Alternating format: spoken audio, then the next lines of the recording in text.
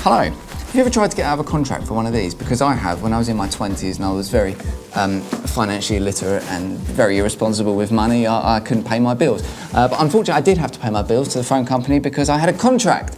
And a contract protects both me and the phone company. It makes sure the phone company actually provides the service they say they're going to, and it makes sure that I actually pay them the money that I said I was going to. And the same applies to freelancing and consulting and whatnot.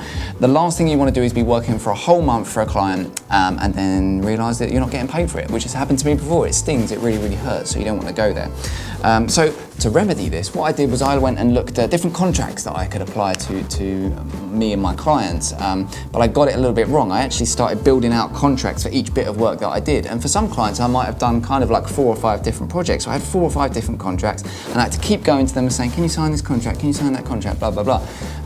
Contracts for, not just for ourselves, but for clients as well, are very daunting. There's a lot of things in there, and you don't want to keep going back to clients and bombarding them with legals, right? So what we do want to do really is look at something called a framework agreement, which is one of these little bad boys. Now, signing one of these, if a client signs one of these, it doesn't even actually mean that they're agreeing to any work. All that it means is it kind of dictates the working arrangements. So in this kind of framework agreement, for example, I've got things like, you know, once I've done the work, all of the code is yours. I expect you to pay me in X amount of days. You can't solicit any personnel from my company to yours. There's NDAs built in here and everything.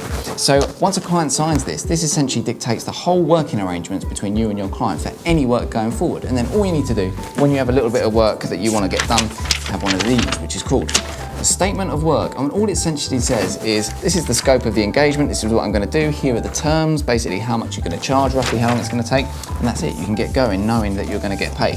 And if you don't get paid, you have something solid that you can go to court with.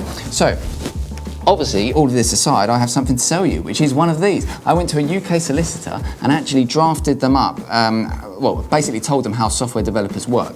Because we do something a little bit different, right? With some people, when you buy something off the shelf or a service off the shelf that's been productized, there's often a clause in these contracts that says something along the lines of, if there's a defective product, it's up to you as the contractor to go and kind of fix it for free. But that's not the nature of software. Software is never perfect, software is never finished. So there's lots of different clauses in here like that actually reflect the real life working relationship between someone like yourself, a software developer, and the client. So it's been tailored for that. And I'm going to actually read out, because I'm not very good with memory here, but I'm going to read out some of the things that are in it, and I should have this off the top of my head. So for example, like I said, there's an NDA built in, there's limited liability as well, so a client can't come after you for any damages as a result of these bugs. Ah, yes, it ensures that you are kind of IR35 protected.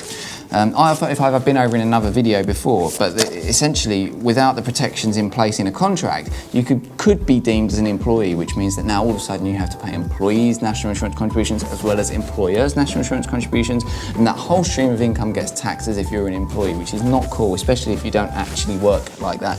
So this kind of makes sure that that's the case as well. Yeah, and really that's the extent of it. So here's my pitch to you.